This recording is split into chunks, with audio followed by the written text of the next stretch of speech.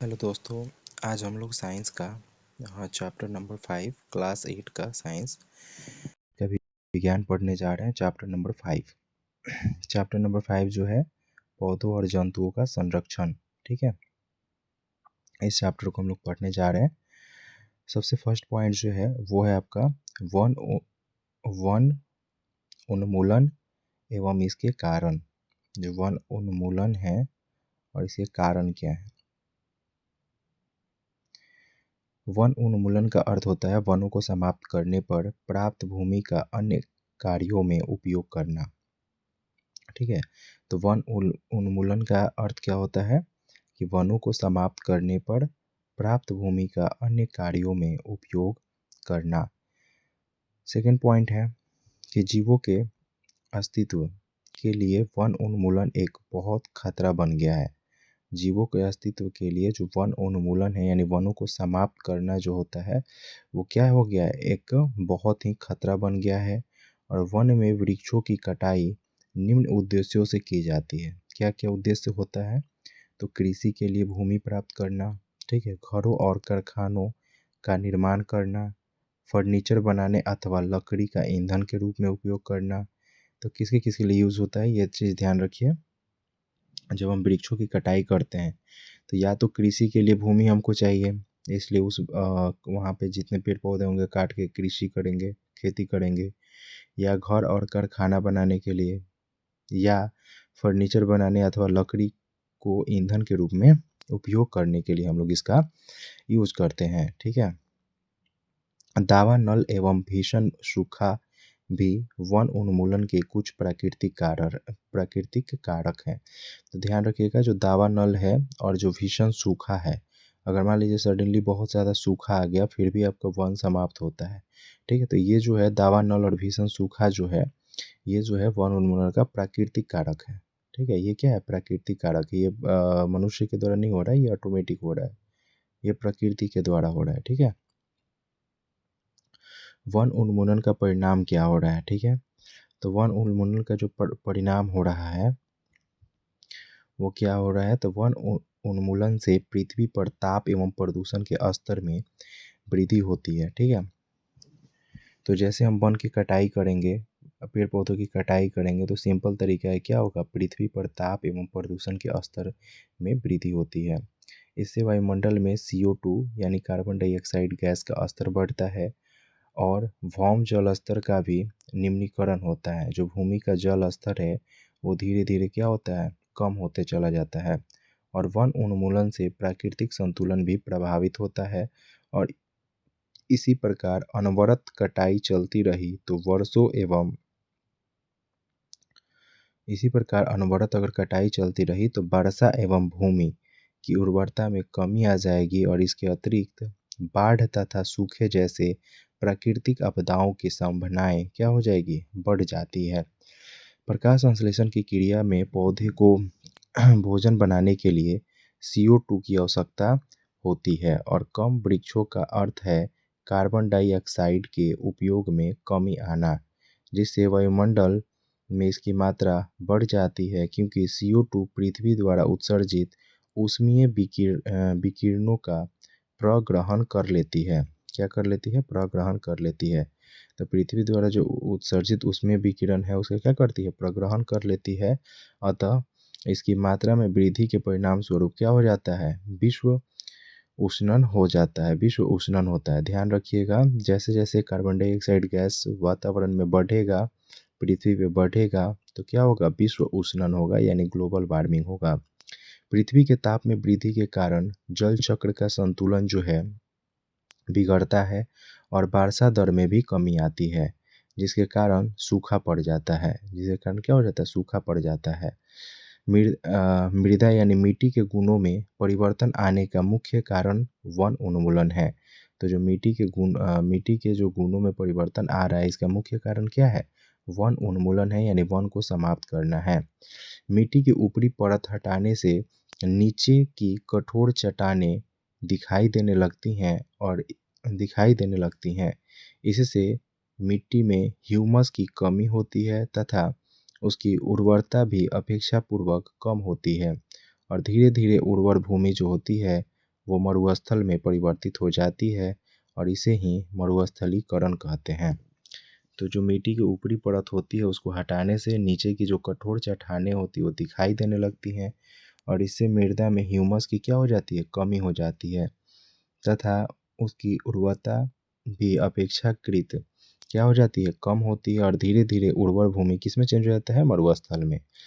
One उन्मूलन से मृदा की जल धारण क्षमता, अगर हम लगातार वन काट रहे हैं तो जो मिट्टी होती है उसकी जो जल धारण क्षमता होती है, ठीक है, तथा भूमि की ऊपरी सतह से जल के नीचे की ओर अंतःस्रवण पर भी विपरीत प्रभाव पड़ता है, जिसके परिणाम स्वरूप क्या होता है, बाढ़ आती है। जिसके परिणाम स्वरूप क्या होती है, बाढ़ आती है।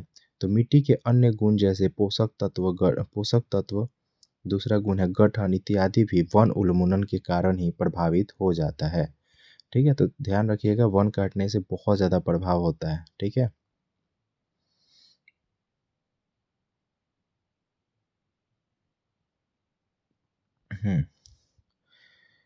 सेकंड सेकंड पॉइंट है वन एवं वन्य प्राणियों का संरक्षण। तो वन एवं वन्य प्राणियों का हम संरक्षण कैसे, ही वो तो हुआ कि हाँ ठीक है वनों की समाप्ति के कारण क्या क्या हो सकता है, तो हम इसका संरक्षण कैसे करें। तो वन एवं वन्य प्राणियों का संरक्षण हम कैसे कर सकते हैं। तो जैव मंडल पृथ्वी का वह भाग है जिसमें सजीव पाए जाते हैं अथवा जो जीवन यापन के योग्य हैं। ठीक है, तो जैव मंडल में हम लोग आते हैं। ठीक है, तो पृथ्वी का वह भाग आता है जिसमें सजीव पाए जाते हैं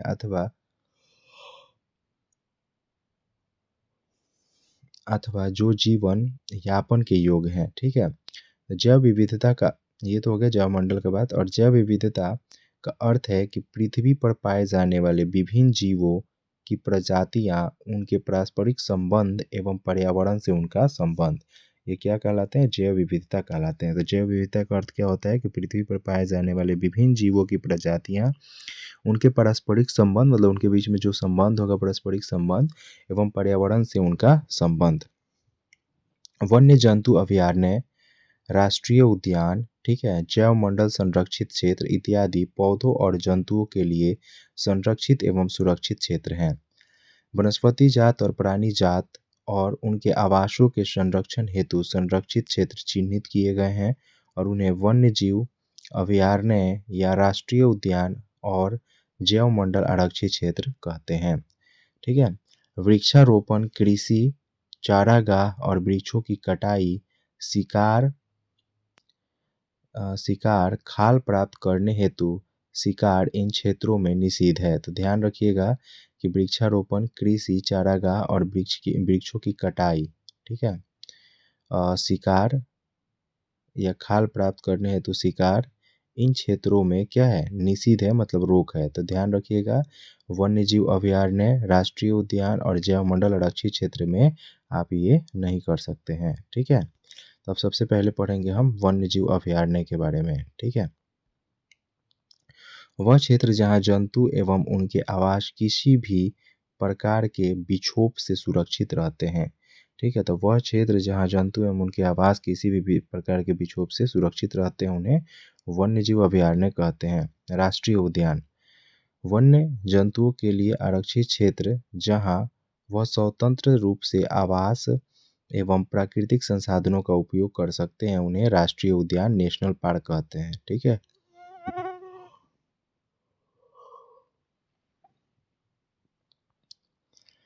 इसके बाद है जैव मंडल आरक्षित क्षेत्र। वन्य जीवन पौधे और जंतु संसाधनों और उस क्षेत्र के आदिवासियों के पारंपरिक ढंग से जीवन यापन हेतु विशाल संरक्षित क्षेत्र जो है जैव विविधता के संरक्षण के उद्देश्य से जैव मंडल आरक्षित क्षेत्र बनाए जाते हैं। तो जैव विविधता के संरक्षण के उद्देश्य से जैव मंडल आरक्षित क्षेत्र बनाए जाते हैं। ध्यान रखिएगा जैव विविधता में कौन कौन आता है, तो मैंने बोला विभिन्न प्रकार के जाति और जो भी पर्यावरण से संबंधित जो भी होंगे उनके बीच जो संबंध होता है वो। ठीक है, इनमें से किसी एक को हटा दो तो पूरा पर्यावरण का संतुलन बिगड़ जाता है। ठीक है, जैसे मान लो कि है सांप है, मेढक है, घास है, तो अगर मैं इनमें से तीनों में से किसी एक को हटा दूं, ठीक है, कीट फतिंगा भी हो गया। ठीक है, अब ये चारों में से किन्हीं एक को हटा दो, मान लो कीट फतिंगा को हटा दो तो कौन मर जाएगा भाई, मेढक। फिर किसकी बढ़ोतरी हो जाएगी, घास की। ठीक है, तो ये सब चीज़ है।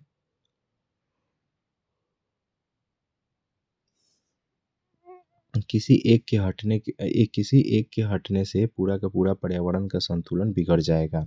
ठीक है, चलिए आगे हम लोग चलते हैं। किसी क्षेत्र का जैवमंडल आरक्षित क्षेत्र उस क्षेत्र की जैव विविधता एवं संस्कृति को बनाए रखने में सहायक होता है। ठीक है, तो किसी भी क्षेत्र का जैवमंडल आरक्षित क्षेत्र होता है, वो क्या होता है, उस क्षेत्र की जैव विविधता एवं संस्कृति को बनाए रखने में सहायक होता है। किसी जैवमंडल आरक्षित क्षेत्र के अंतर्गत अन्य संरक्षित क्षेत्र भी हो सकते हैं। तो जैवमंडल आरक्षित क्षेत्र के अंदर में कोई अन्य संरक्षित क्षेत्र भी हो सकते हैं। पंचमढ़ी जैवमंडल आरक्षित क्षेत्र मध्य प्रदेश में सतपुड़ा नामक एक राष्ट्रीय उद्यान तथा बोरी एवं पंचमढ़ी नामक 2 वन्य जंतु अभयारण्य आते हैं। तो ध्यान रखिएगा, पंचमढ़ी जो है, पंचमढ़ी जैवमंडल आरक्षित क्षेत्र में जो मध्य प्रदेश के में सतपुड़ा नामक एक जो मध्य प्रदेश में है। ठीक है, तो इसमें क्या है कि सतपुड़ा नामक एक राष्ट्रीय उद्यान है तथा बोरी एवं पंचमढ़ी नामक 2 अन्य वन्य जंतु अभयारण्य भी इसी के अंदर में आते हैं। ठीक है, इसके बाद है पेड़ पौधे एवं जीव जंतु। कुछ जंतु एवं पौधे एक क्षेत्र विशेष में पाए जाते हैं और किसी विशेष क्षेत्र में पाए जाने वाले पेड़ पौधे उस क्षेत्र के वनस्पति जात एवं जीव जंतु जो होते हैं वो क्या कहलाते हैं, प्राणी जात कहलाते हैं। तो कुछ जंतु एवं पौधे एक क्षेत्र विशेष में पाए जाते हैं। किसी विशेष क्षेत्र में पाए जाने वाले जो पेड़ पौधे होते हैं उसे हम लोग वनस्पति जात कहते हैं और जो जीव जंतु होते हैं उसे हम लोग प्राणी जात कहते हैं। ठीक है, प्राणी जात कहते हैं। साल, सागौन, आम, जामुन, सिल्वर फर्न, अर्जुन इत्यादि वनस्पति जात है तथा चिंगारा, चिंगारा, नीलगाय, बार्किंग हिरन, चीतल, तेंदुआ, जंगली कुत्ता, भेड़िया इत्यादि पंचमढ़ी जैवमंडल आरक्षित क्षेत्र के क्या है, प्राणी जात हैं। ठीक है, क्या है, प्राणी जात।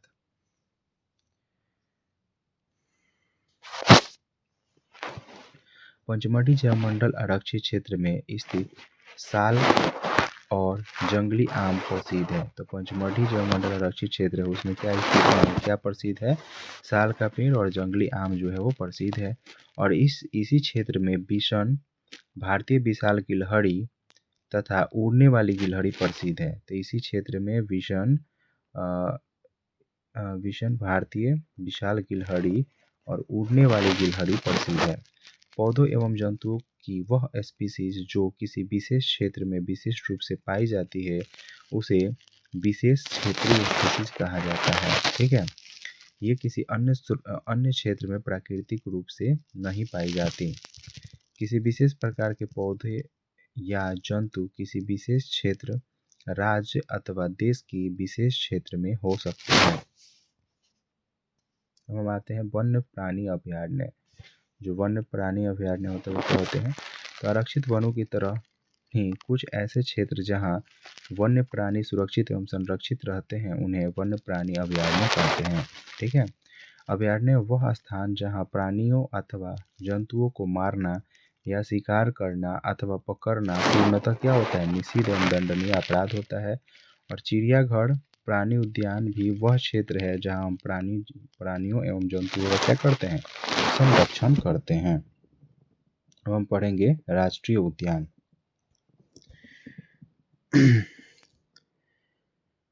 राष्ट्रीय उद्यान सतपुड़ा नेशनल पार्क। यह विशाल आरक्षित क्षेत्र है तथा पर्यावरण के संपूर्ण संघटकों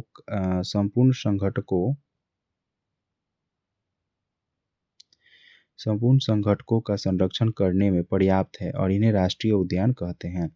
यह वनस्पति जात, प्राणी जात और दृश्य भूमि तथा ऐतिहासिक वस्तुओं का संरक्षण करते हैं।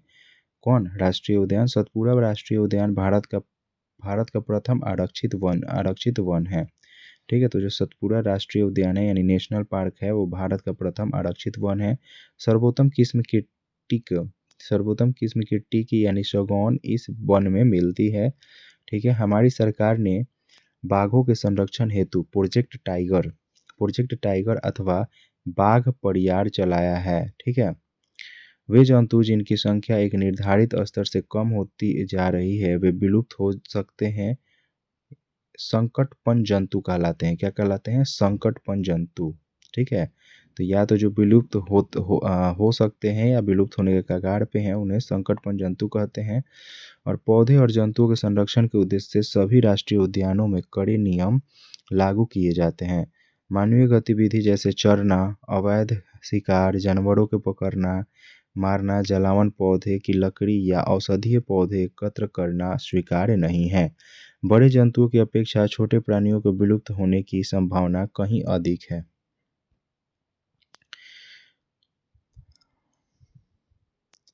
किसी क्षेत्र के सभी पौधे, प्राणी एवं सूक्ष्मजीव अजैव घटकों जैसे जलवायु, भूमि, नदी, डेल्टा इत्यादि संयुक्त रूप से किसी पारितंत्र का निर्माण करते हैं। तो ध्यान रखिएगा, किसी भी क्षेत्र में सभी पौधे, प्राणी, सूक्ष्मजीव, अभी हम पारितंत्र में हम क्या बताएं कि मान लो कि घास है, टिड्डा है, मेढक है और सांप है। ठीक है, तो मान लो कि उसमें से किसी एक के न होने से क्या हो जाएगा, फिर दूसरे की बढ़ोतरी हो जाएगी और उसके ऊपर वाले को क्या हो जाएगी, मृत्यु हो जाएगी। ठीक है, तो ये चीज़ ध्यान रखना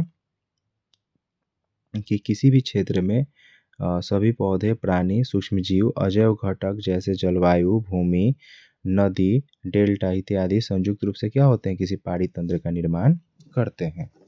ठीक है, अब हम पढ़ेंगे रेड डाटा बुक, जो सबसे ज़्यादा इम्पोर्टेंट है इसका। रेड डाटा बुक पुस्तक वह पुस्तक है जिसमें सभी संकटपन स्पीसीज रखा जाता है। तो रेड डाटा बुक में किसको रखा जाता है? जो संकटपन स्पीसीज हो, जाति हो, संकटपन जो अब विलुप्त होने की कगार पे हो। ठीक है, उन्हें रेड डाटा बुक में रखा जाता है। पौधों, जंतुओं और अन्य स्पीसीज के लिए अलग अलग रेड डाटा बुक होते हैं। तो पौधों के लिए अलग होते हैं, जंतु के लिए अलग रेड डाटा बुक होता है और अन्य जाति के लिए रेड डाटा बुक अलग होता है। ठीक है, प्रवास। ठीक है, जलवायु में परिवर्तन के कारण प्रवासी पक्षी प्रत्येक वर्ष सुदूर क्षेत्रों में एक निश्चित समय पर उड़कर आते हैं और वह यहाँ अंडा देने के लिए आते हैं, क्योंकि उनके मूल आवास में बहुत अधिक शीत के कारण वह स्थान उस समय जीवन यापन हेतु अनुकूल नहीं होता है। ठीक है, और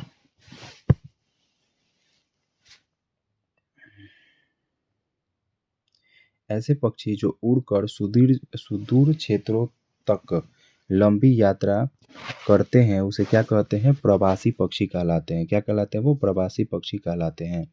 ठीक है, कागज का पुनर्चक्रण, ये तो हो गया उससे रिलेटेड। अब हम पढ़ेंगे कागज का पुनर्चक्रण कैसे होता है। ठीक है, 1 टन कागज प्राप्त करने के लिए पूर्ण रूपेण विकसित 17 वृक्षों को काटा जाता है।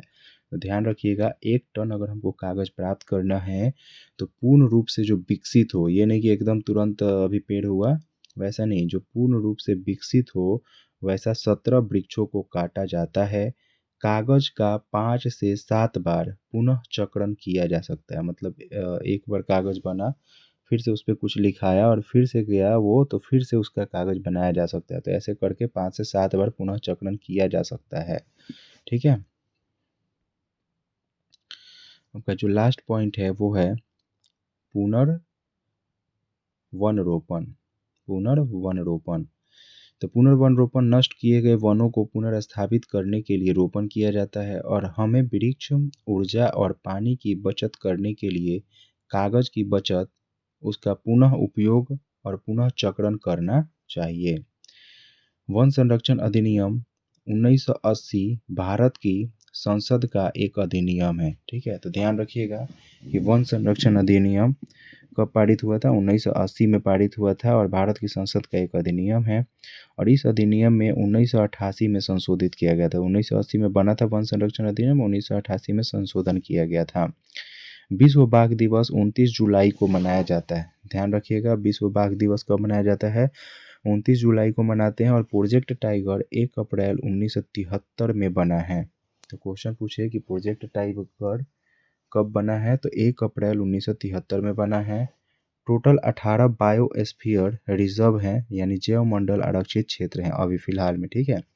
पहला जो है 1986 में नीलगिरी संरक्षित क्षेत्र है, जिसमें तमिलनाडु, केरल तथा कर्नाटक आते हैं, ठीक है। मतलब तीनों जगह पे ये फैला हुआ है नीलगिरी संरक्षित क्षेत्र, तमिलनाडु, केरल तथा कर्नाटक, ठीक है। चलिए, ये हो गया आपका चैप्टर समाप्त। मैं फिर से बोल रहा हूँ, इस चैप्टर में जो है पौधों और जंतुओं के संरक्षण के बारे में पढ़ना है, ठीक है।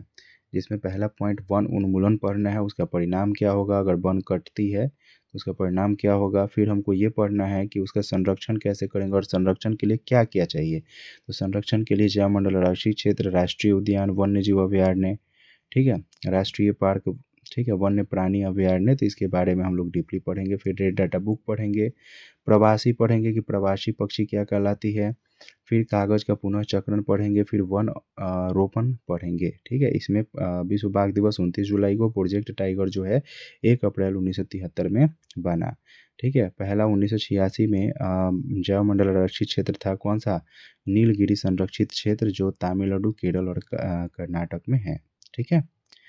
Thank you. अब इसके बाद हम लोग अगले नेक्स्ट चैप्टर में मिलते हैं।